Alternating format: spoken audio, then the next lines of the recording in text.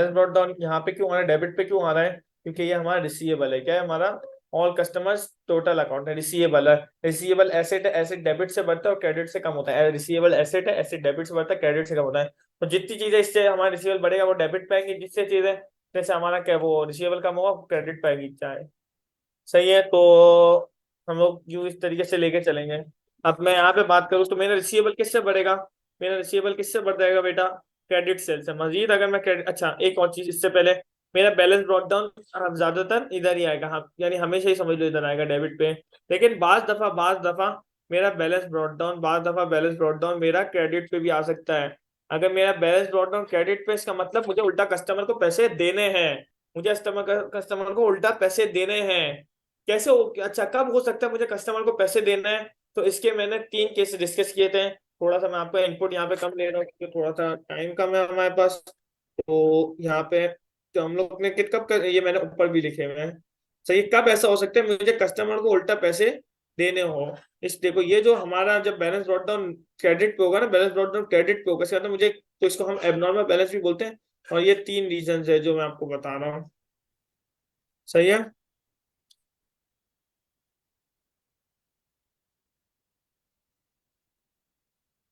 लिखना चाहो तो लिख लेना अपने पास। सही है। सॉरी, और नीचे ले जाना।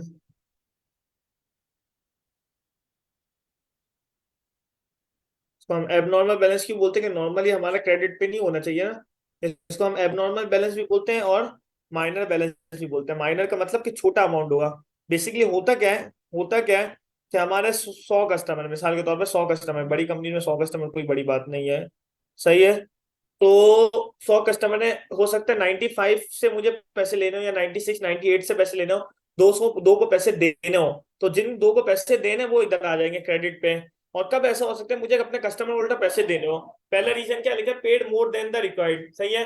सही है, मतलब क्या है कि मुझे कस्टमर ने पैसे, मैंने कस्टमर को सेल की 10,000 की, उसने गलती से मुझे 15,000 भेज दिए, गलती से उसने मुझे 16,000 दे दिया, 12,000 दे, जितने उसकी सेल की थी उससे उसने मुझे गलती से ज्यादा दे दिए।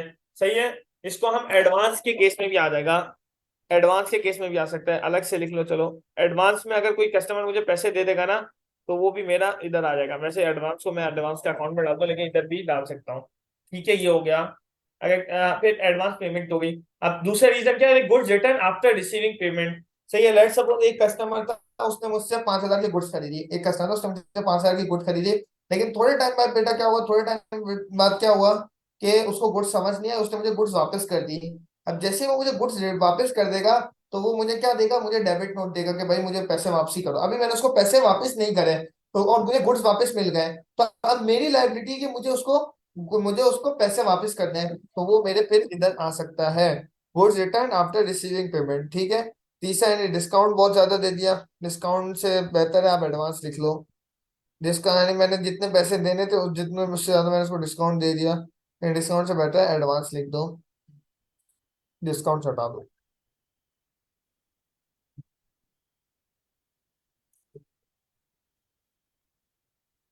सही है। तो ये रीजन क्लियर है? रीजन क्लियर है? माइनर बैलेंस, एबनॉर्मल बैलेंस समझ आई? पूछो। अच्छा चलो, तो ये हमारा इधर हो गया, एसएलसी है। अब मैं आता हूँ इस पे, एसएलसी के बाकी और क्या क्या आ सकते हैं।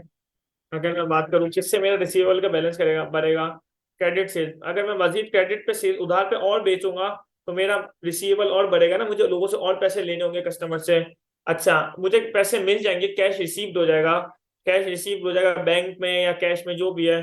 तो उससे मेरा पैसा कम होगा, उससे मेरा पैसा कम होगा। ठीक है, यानी मुझे पैसा कम नहीं होगा, मतलब पैसा तो बढ़ेगा लेकिन रिसीवेबल कम होगा। रिसीवेबल कम होगा, एसेट कम होगा, तो क्रेडिट होगा। और किससे हो सकता है, और किससे मेरा रिसीवेबल कम होगा? डिस्काउंट अलाउड से। मैंने कैश डिस्काउंट दे दिया, अच्छा कैश डिस्काउंट की बात हो, ट्रेड डिस्काउंट तो ऑलरेडी सेल्स ही कम से रिकॉर्ड करते हैं। तो कैश डिस्काउंट, डिस्काउंट अलाउड यहाँ पे आ जाएगा, उससे मेरा कम होगा। और किससे कम हो जाएगा बेटा, और किससे कम हो जाएगा? और मेरा कम हो जाएगा बैड डेट से। लेट सपोज मुझे एक पैसा पता है कि रिसीव ही नहीं होगा, फालतू में रिसीवेबल में इधर खड़ा है, तो जब मुझे पता है कि वो मिलेगा ही नहीं कभी, तो उसको मैं बैड डेट्स रिकॉर्ड करके, या बैड डेट्स रिटर्न ऑफ जो हम लोग पढ़ चुके हैं ऑलरेडी, तो उसके नाम से मैं इसको क्रेडिट करके खत्म कर दूंगा। ठीक है। और क्या रीजन हो सकता है?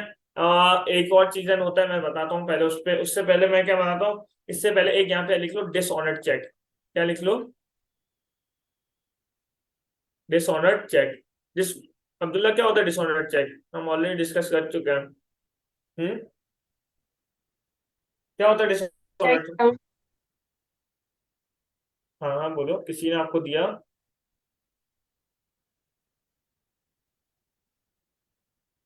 बिल्कुल सही है। किसी ने मुझे चेक दिया, तो मैंने, जब मुझे चेक मिलेगा मैंने उसको सेल करी, मैं एंट्री क्या बनाऊंगा? सेल्स क्रेडिट 1000 से और मिस्टर ए 1000 से डेबिट। सही है। कल को उसने मुझे 1000 रुपये वापसी कर दिए, 1000 के 2000 पे सेल वो करी थी, तो 1000 मुझे रिटर्न कर दिए। तो एंट्री क्या बनाऊंगा? एंट्री में बनाऊंगा कैश डेबिट 1000, बैंक डेबिट 1000 से, और मिस्टर ए, और मिस्टर ए बैंक डेबिट 1000 से, और मिस्टर ए 1000 से क्रेडिट, मिस्टर ए 1000 से क्रेडिट, और एसएलसी में 1000 से क्रेडिट कर दूंगा। तो ये रिसीव में आ जाएगा, इधर आ जाएगा, इस वाले में कैश रिसीव में आ जाएगा। लेकिन कल को क्या हुआ, कल को क्या हुआ कि मैंने जब वो चेक, मुझे पता चला कि उसका चेक क्या, मेरा चेक क्या हुआ, बाउंस हो गया है, जिसको हम नॉर्मली बाउंस चेक बाउंस बोलते हैं। यानी चेक में उसके दो तीन रीजन हो सकते हैं। चेक बाउंस मतलब मुझे, मेरा चेक एक्सेप्ट नहीं हुआ, जो उस बंदे के या तो अकाउंट में पैसे ही नहीं थे कस्टमर के, कि मेरे मुझे वो कितने पैसे मिलते हैं। या फिर क्या हो सकता है कि बाद दफा पैसे भी हो लेकिन उसने साइन सही नहीं किया हो, तो चेक बाउंस हो जाए, कुछ भी रीजन हो, मुझे पैसा नहीं मिलेगा मेरे बैंक में। तो मेरे बैंक में जब पैसा नहीं आएगा, तो मैं उससे वापसी पैसा मांगूंगा, तो मैं एंट्री क्या बनाऊंगा? बंदा डेबिट और बैंक क्रेडिट, बैंक को वापस से क्रेडिट कर दूंगा, बंदे को डेबिट, तो डिसऑनर्ड चेक से मेरा रिसीवल वापस से वंस बढ़ जाता है। और क्या रीजन हो सकता है? और होता है एक कॉन्ट्रा सेट ऑफ। क्या होता है?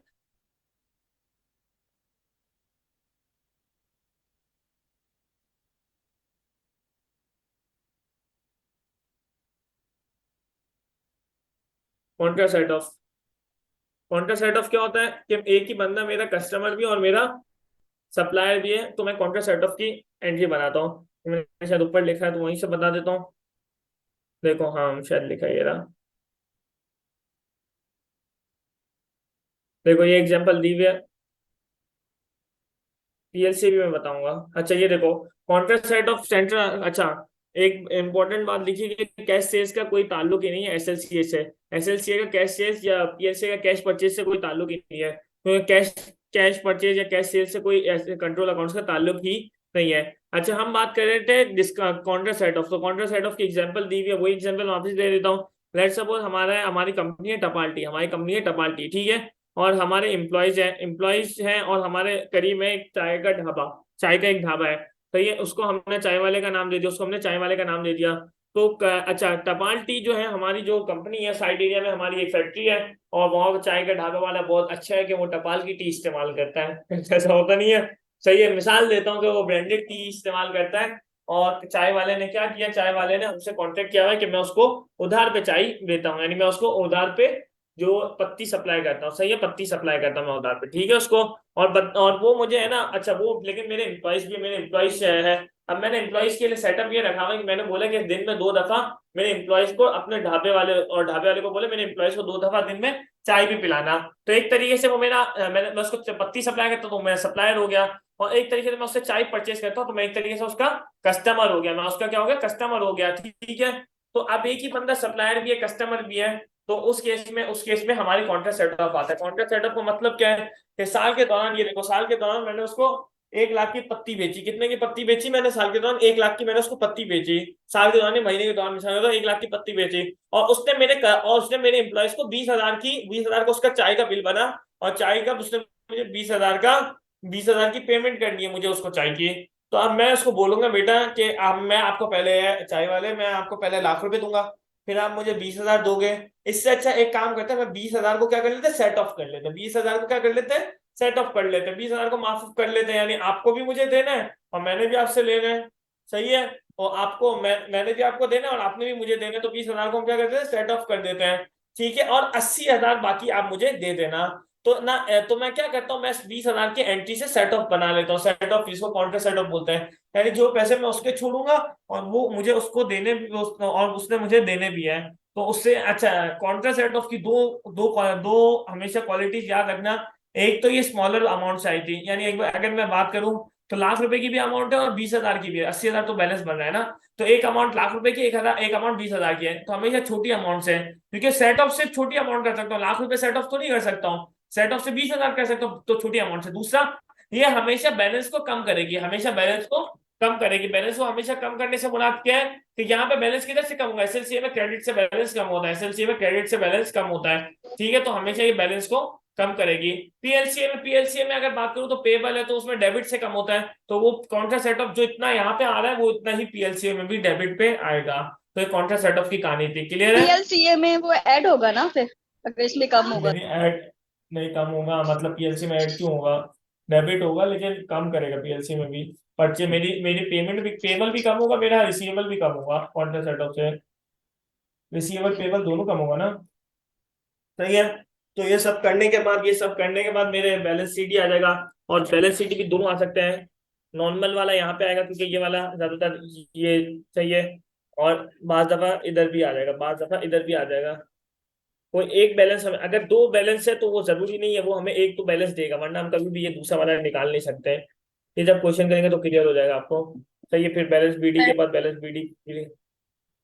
हाँ सर पूछो। कॉन्ट्रा सेट ऑफ में अगर सप्लायर जो है उसका ज्यादा बैलेंस है और कस्टमर का कम है जो भी तो बैलेंस है कम वाला सेटअप होगा। आप उल्टी मिसाल दे देता हूँ कि उसने मुझे 5 लाख रुपए की चाय पिलाई, मैंने 1 लाख रुपए की पत्ती सौ सब पे बेची है उसको सिर्फ, तो 1 लाख सेट ऑफ होगा। क्लियर है? हैं? नहीं सर। क्लियर। मैंने उसको 5 लाख की पत्ती बेची है, उसने मुझे 1 लाख रुपए की चाय मिलाई है, तो अब सेट ऑफ कितना करा सकता हूँ, सिर्फ लाख रुपए सेट ऑफ करा सकता हूँ ना। जो देखो सेट ऑफ वो अमाउंट होगी जो दोनों को एक दूसरे से लेने देनी है।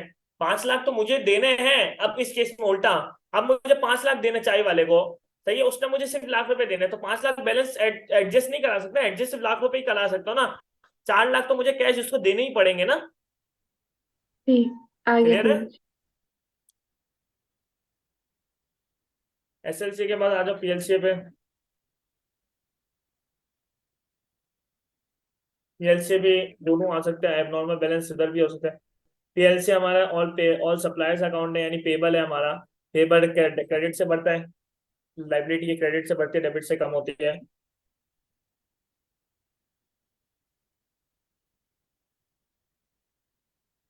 ये मैं आपको रिवीजन के साथ साथ करा रहा हूँ, ये मैं वापसी नहीं कराऊंगा, बता दो कोई सवाल हो तो पूछ लेना।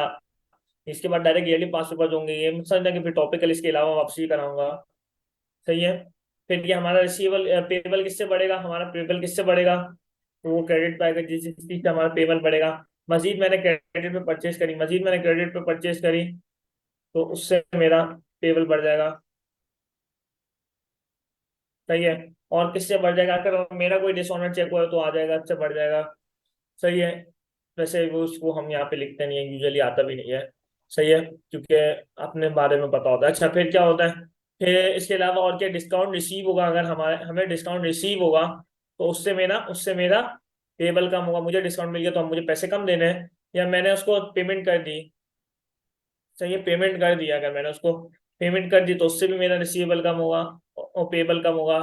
और किससे कम होगा, परचेज रिटर्न से कम होगा। परचेज रिटर्न से। परचेज, ऊपर मैंने क्या सेल रिटर्न लिखा था या नहीं लिखा था, पता नहीं, देख लेता हूँ, नहीं लिखा, लिख लो। नहीं लिखा। क्रेडिट सेल्स इधर आएगी, सेल्स रिटर्न इधर आ जाएगी। सही है। और किससे, और क्या आ जाएगा, और इसके अलावा क्या था, कॉन्ट्रा सेट ऑफ आ जाएगा, बिल्कुल कॉन्ट्रा सेट ऑफ देखो इससे कम करेगा, कॉन्ट्रा सेट ऑफ की हमेशा दूसरी क्वालिटी क्या है कि हमेशा बैलेंस को कम करेगा, मुझे इतनी पेमेंट कम करनी पड़ेगी जितना मैंने एडजस्ट कर लिया है, जितना मैंने उसका पैसा छोड़ दिया उतना वो मेरा भी छोड़ेगा। ठीक है, और क्या था, और इसके अलावा इंटरेस्ट बस यही चार्जेस था। से बढ़ेगा। हाँ इंटरेस्ट चार्ज से बढ़ेगा, बेहतरीन। Interest charge on over due account, interest charge on over due accounts, ये बेसिकली क्या है, ये मैंने अगर मेरे कस्टमर ने मुझे पैसे लेट दिए, ओ मैंने उनको, सॉरी मैंने उनको पेमेंट का लेट करी, मैंने अपने सप्लायर को पेमेंट लेट करी। सही है, तो हो सकता है वो मेरे उस पे अब लेट पे सरचार्ज लगा दे, जिस तरीके से हम लोग अगर के इलेक्ट्रिक का बिल लेट करें या हम एसएसडीसी का बिल लेट करें, कोई भी अप्लायंस यानी कोई भी गैस का, बिजली का, किसी का भी बिल लेट करते हैं तो हमारे पास सरचार्ज नहीं लगा देता, तो वो सरचार्ज की तरह एक तरीके से इंटरेस्ट वो चार्ज करेगा। तो उससे भी हो सकता है। तो इंटरेस्ट चार्ज ऊपर भी आ सकता है कि मैंने अपने कस्टमर से इंटरेस्ट चार्ज किया। अगर मैं अपने कस्टमर से इंटरेस्ट चार्ज करूंगा तो मेरा रिसीवेबल बढ़ेगा, इधर भी आ सकता है। ठीक है। और बस आई थिंक, और तो कुछ नहीं होता, तो क्लोज कर देते हैं। सी डी बी डी दोनों लिख देना।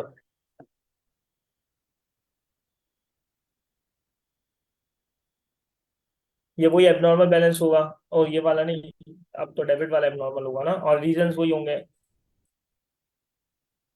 माइनर बैलेंस भी बोल सकते हो, एबनॉर्मल भी बोल सकते हो, माइनर या एबनॉर्मल।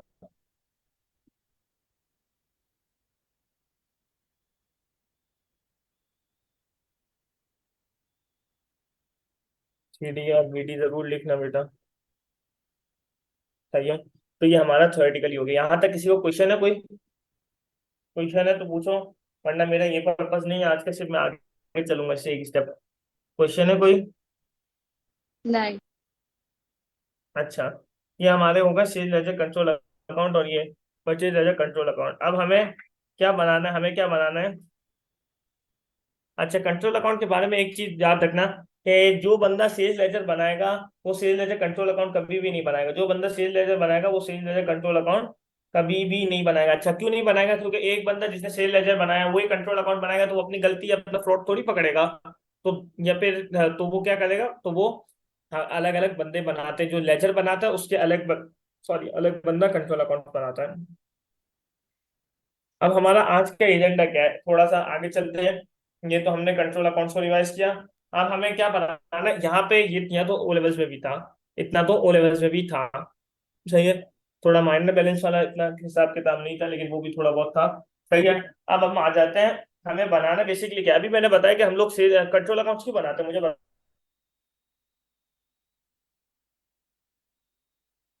एरर्स को, फ्रॉड्स को फाइंड आउट करने के लिए, मिनिमाइज करने के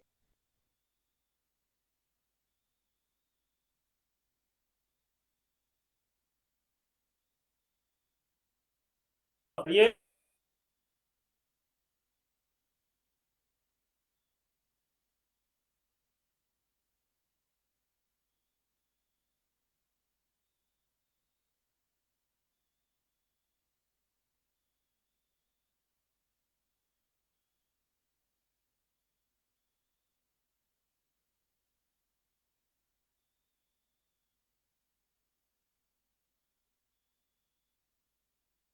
Recording stopped.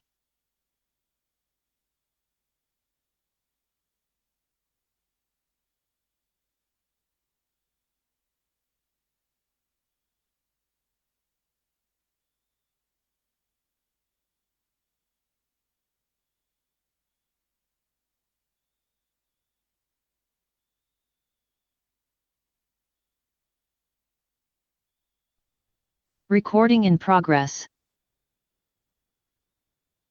आवाज आ रही है? हमारी वो इतना कैंसिल कर गए थे। आवाज आ रही है? आवाज क्लियर है? जी।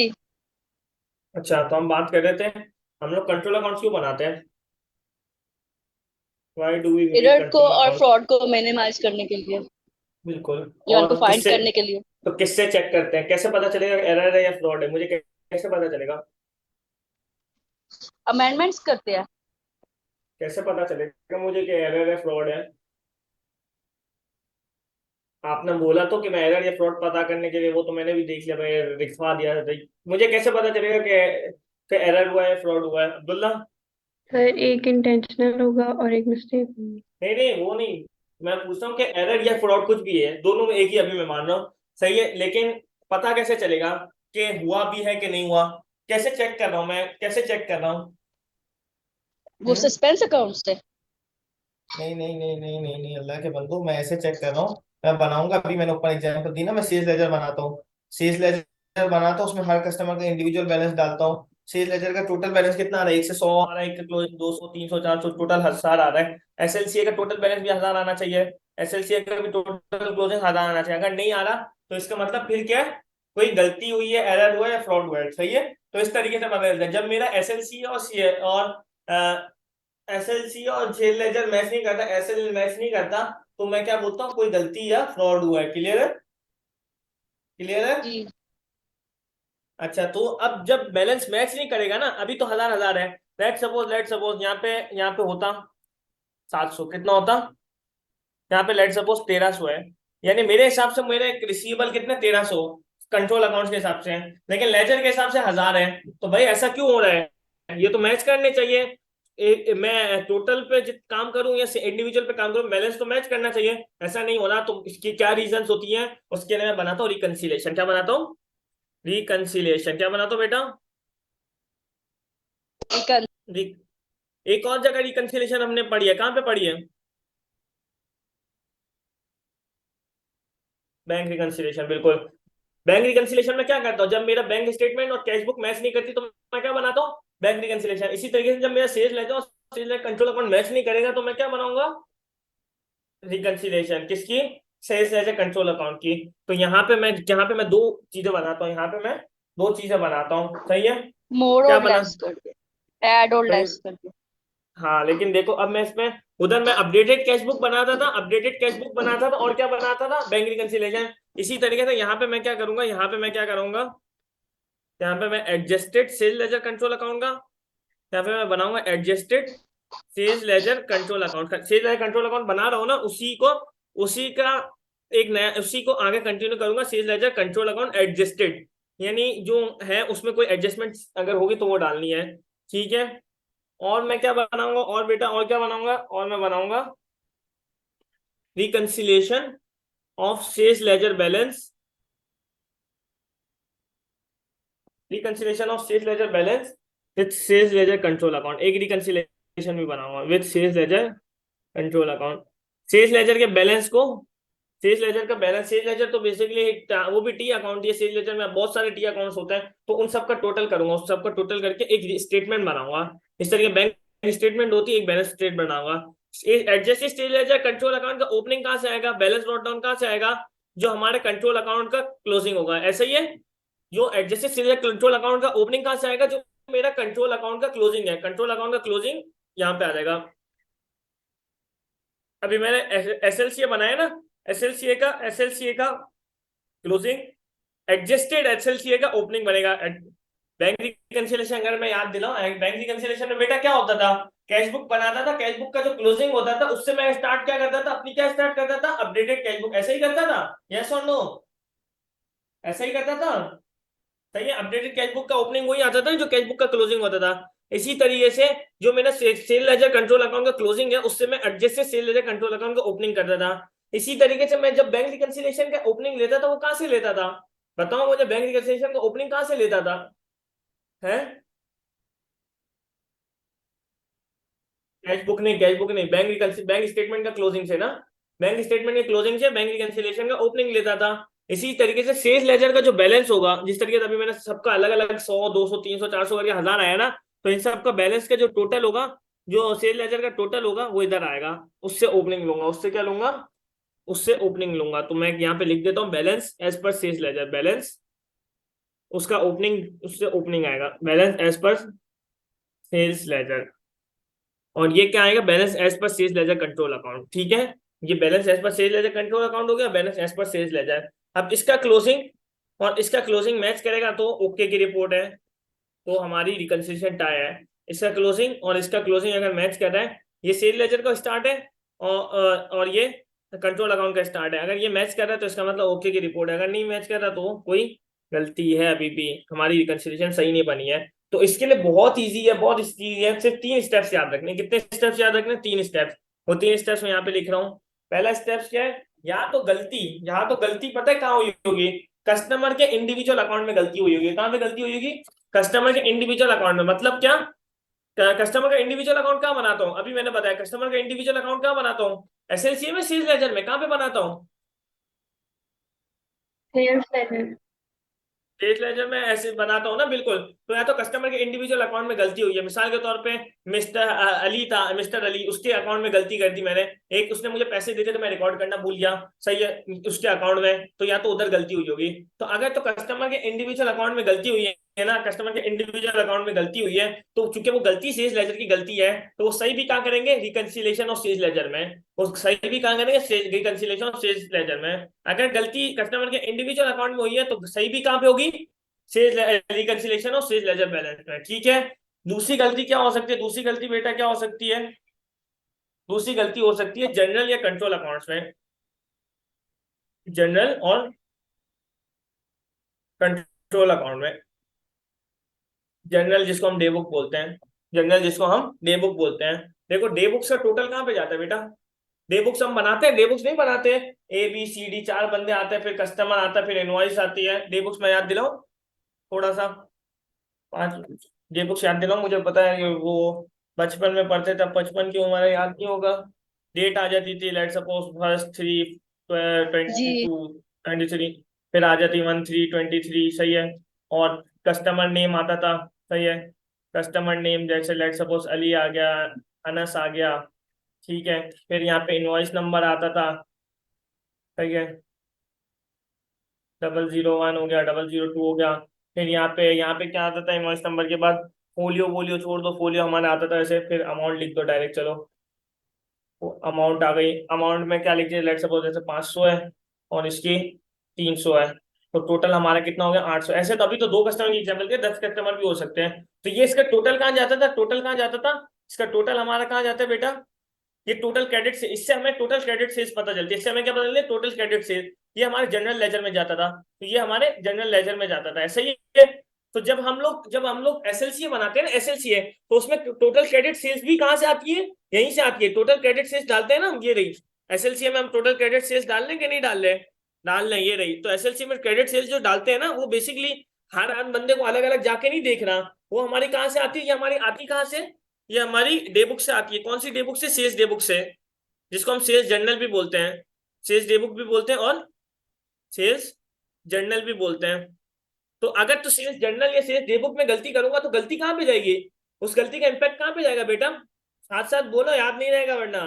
अगर एक सेल्स डे बुक या सेल्स जर्नल में गलती करूंगा तो उसका SLC में। इम्पैक्ट कहाँ जाएगा, SLCA में जाएगा। तो सही करने की जरूरत कहाँ है, सही करने की जरूरत कहाँ है, SLCA में सही करने की जरूरत क्या है, SLCA में, जी। SLCA में सही करूंगा। इसी तरीके से या तो कंट्रोल अकाउंट की खुद की गलती है तो नाम से बदल दे, जब कंट्रोल अकाउंट में गलती है तो adjusted sale ledger control account में ही सही होगी। अगर तो कंट्रोल अकाउंट से गलती है तो भी सही कहाँ पे होगी, इधर ही सही होगी, तो सही भी यहाँ पे होगी, क्लियर है। कंट्रोल अकाउंट की गलती हुई या सेल लेजर या तो जनरल की डे बुक की गलती होगी तो वो कंट्रोल अकाउंट में सही होगी। तीसरी चीज, 1 मिनट अजान हो रही है, 1 मिनट वेट करते हैं। Recording stopped.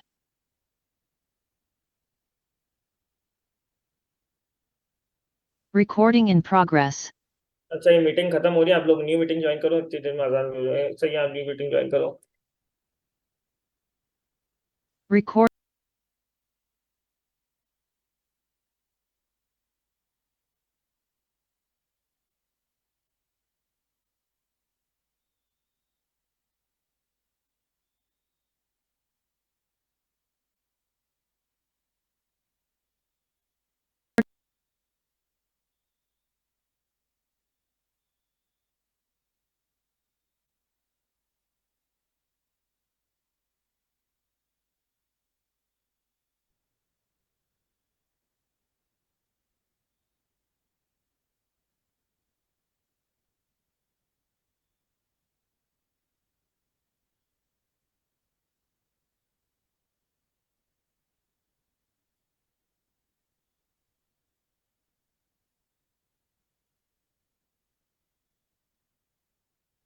Recording in progress.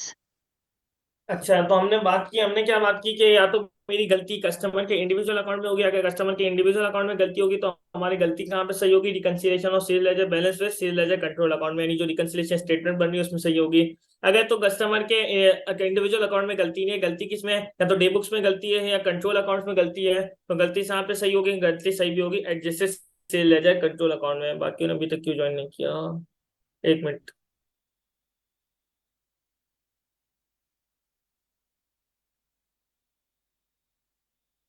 Recording stopped.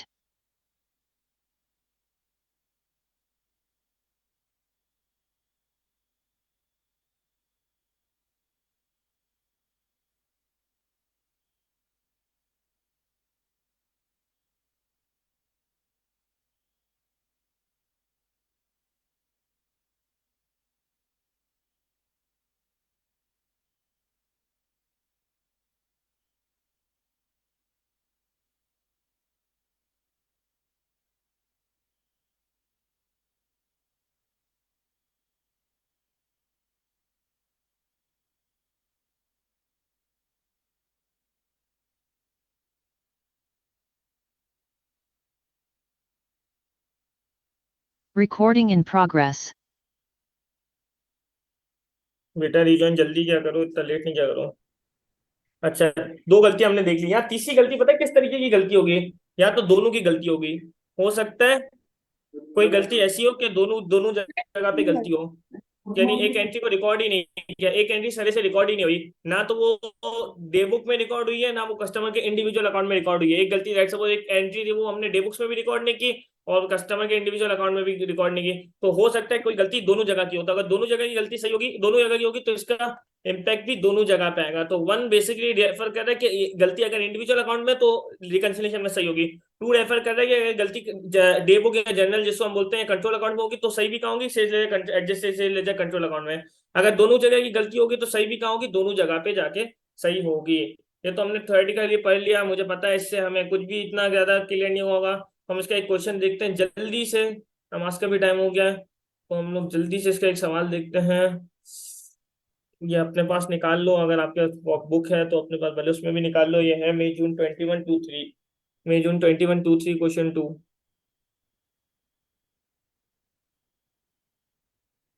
अच्छा, ये टॉपिक बहुत कम टेस्ट होता है, लेकिन जब भी होगा ना तो अनफॉर्चुनेटली यहाँ पे हमारे जो स्टूडेंट्स है तो इस टॉपिक में थोड़ा सा क्योंकि लेस इम्पोर्टेंस देते हैं, तो इतना ज़्यादा पक्के नहीं है।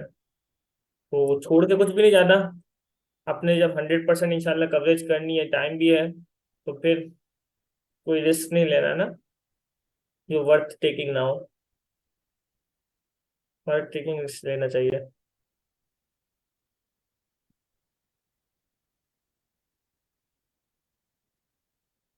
हाँ उस पर। हम्म। अच्छा, ये हमारे पास है। Hamid prepares control accounts to check the arithmetic accuracy of his business purchase and sale ledger. उसने बनाया, explain two benefits of using control account other than checking the arithmetic accuracy of general ledger accounts. Arithmetic accuracy के अलावा क्या है, ठीक है, ये explain करना है। तो सिर्फ लिख नहीं देना कि हम लोग क्या लिख रहे थे, दो दो हमने पढ़े थे, क्या मैं क्या एरर ऑफ फ्रॉड आइडेंटिफाई होता है, कैसे होता है, ये भी लिख देना। ठीक है, तो एक्सप्लेन करना है तो 2 मार्क्स से एटलीस्ट 2-3 लाइनें लिख देना। दूसरा आप क्या लिख सकते हो, helps in preparing financial statement, उसके बारे में लिख सकते हो। 4 मार्क्स हमारे ये हो गए। फिर इसने हमें बताया कि इसने, ये हम कॉपी कर लेते हैं।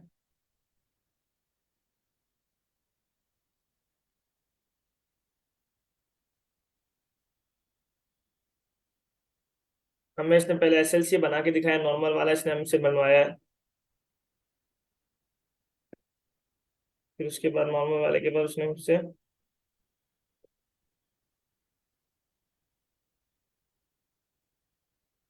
एडिशनल इन्फॉर्मेशन दे के मुझे इसने ये हमसे वही बनवाया मेरे ख्याल से।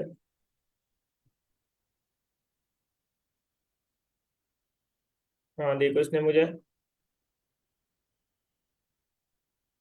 वही बनवाया, बिल्कुल वो। खाना भी ले जा रहे हैं।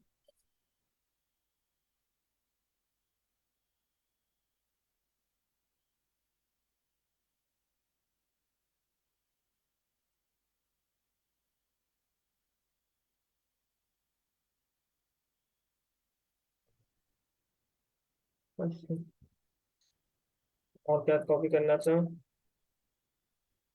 हम्म।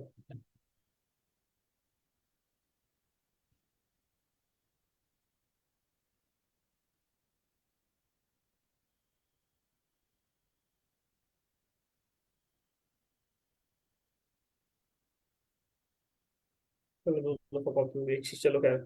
अच्छा, तो हम स्टार्ट करते हैं, बिस्मिल्लाहिर्रहमानिर्रहीम। क्या क्वेश्चन है? एसएलसी बनाना है, तो एसएलसी पे इतना ज़्यादा टाइम नहीं, स्टार्ट देख लेते हैं। बैलेंस ब्रॉट डाउन आ, आ जाएगा इधर। बैलेंस ब्रॉट डाउन कितना है बेटा, मुझे बताओ। टोटल ऑफ सेल एज कंट्रोल अकाउंट तो ये है, और टोटल, अच्छा, कंट्रोल अकाउंट का ओपनिंग गिवन है ना, और हमें फॉर जनवरी 2021 बतानी है। ओपनिंग गिवन है हमारा, कितना है ओपनिंग है, 7-8-20, ओपनिंग होंगे 7-8-20। तो ये टोटल फॉर जनवरी, जनवरी के बारे में बाकी बताया गया, कैश बुक बताई गई, डिस्काउंट अलाउड बताया, रिसिप्ट फ्रॉम ट्रेड रिसीवेबल, ये हमारे उधर आएगा।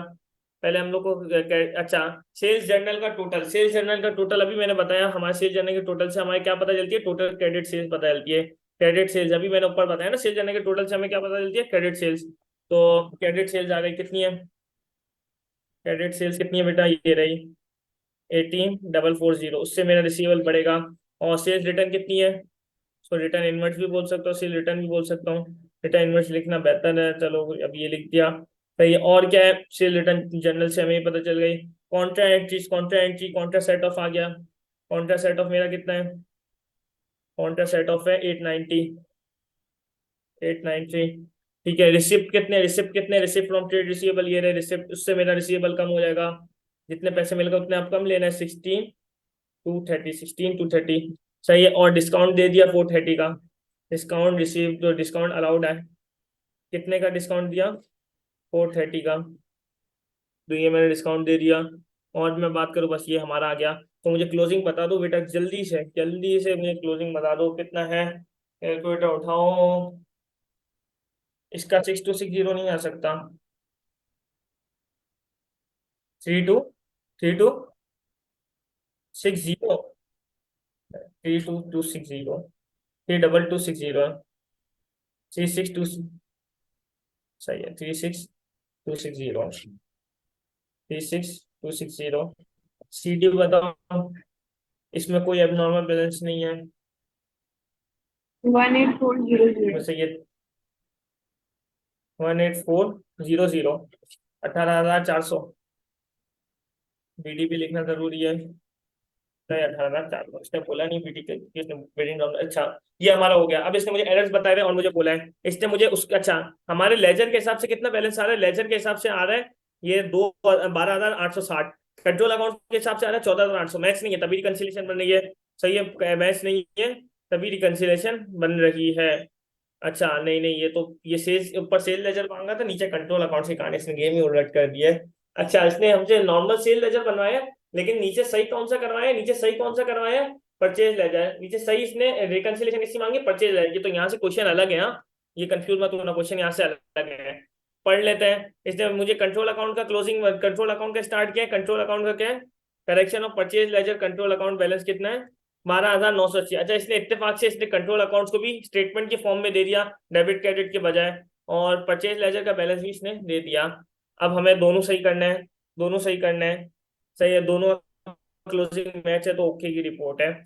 On 31 January 2021 the total of the balance in the purchase ledger was 12,860। ठीक है। And the but the balance on the purchase ledger control account was, चाहिए ओपनिंग इसने खुद डाल दिया है। Following errors were discovered, 3 error है, सिंपल से। The total of the discount receive column of 110 had not been posted from the cash book. Total of the discount receive column of 110 had not been posted from the cash book. क्या करेंगे, क्या करेंगे बेटा, कितने का total है, 110। गलती कहाँ पे हुई है, टोटल में गलती हुई है, टोटल में गलती हुई है। Discount receive column of cash book में गलती हुई है। डिस्काउंट कैश बुक बनाते हैं ना हम, कैश बुक में हमारे 2 कॉलम बनते हैं, एक डिस्काउंट रिसीव और एक डिस्काउंट अलाउड में, बाकी कैश और बैंक का कॉलम बनता है। तो हमारी गलती कहाँ हुई है, टोटलिंग में गलती हुई है। तो टोटलिंग की गलती कहाँ जाएगी, टोटलिंग की गलती हमारी कहाँ जाएगी, कंट्रोल अकाउंट में जाती है, टोटलिंग की गलती कंट्रोल अकाउंट में जाती है।